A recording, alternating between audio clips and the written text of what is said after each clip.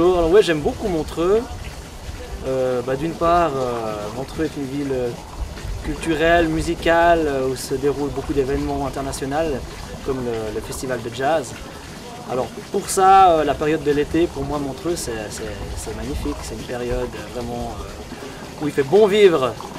Et après, bien sûr, il y a aussi toutes les autres manifestations, le festival du rire, le vieux théâtre de Montreux. Enfin, il y a plein d'endroits où se déroulent des choses super sympas à Montreux. Donc voilà, pour moi Montreux, j'y suis bien et puis que ça continue comme ça. Ils disent que ma mère est tue. Pour moi, le premier atout de Montreux, je dirais que c'est son site géographique. Le lac, la montagne, la ville, la proximité de la nature. Donc ça veut dire qu'on est tout de suite en balade. En 5 minutes, on monte au Rocher-Né, dans la région du Rocher-Né. Et en même temps, on est tout près de la ville, donc toutes les commodités, quoi. C'est ça. Et puis bien sûr, l'engouement culturel avec le festival de jazz qui s'y passe. Qu'est-ce qui manque à Montreux? Pour moi, il y a un petit problème des fois à Montreux, c'est la circulation, mais ça c'est dans toutes les grandes villes. Mais vers 17h30, 18h, c'est pas évident quoi, de prendre la voiture puis de traverser Montreux. Il faut avoir beaucoup de patience et de la bonne musique dans la voiture pour pas s'énerver. Et peut-être il manque quelque chose aussi, je dirais, un bar avec bien du cachet, quoi, en lien avec le festival de jazz.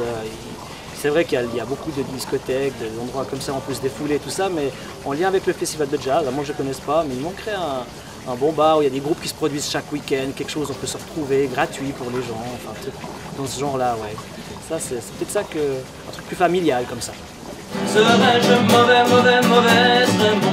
L'avenir de Montreux, je le vois en rose.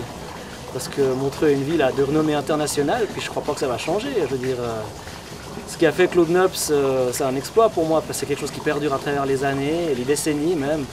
Et je suis certain que son successeur va continuer dans ce sens-là. Puis il y a tellement d'engouement, de bénévoles qui s'y impliquent.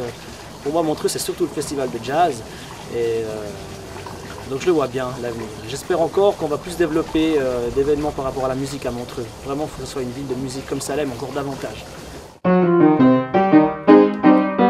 Sur les quais de Montreux, qui sont d'ailleurs magnifiques aussi, j'allais jouer du violon une fois, un week-end, et puis parce que voilà, quand on est musicien, on aime partager, et puis c'est pour ça que j'allais sur les quais avec mon violon, j'ouvrais mon violon.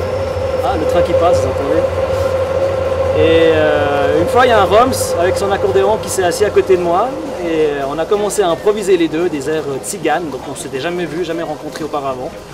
Et on a commencé à jouer, puis ça a plu aux gens, il y a des gens qui tapaient dans les mains. C'était vraiment un événement improvisé, spontané, que j'ai beaucoup apprécié sur les quais de Montreux. Et puis voilà, c'est ça l'anecdote qui me revient.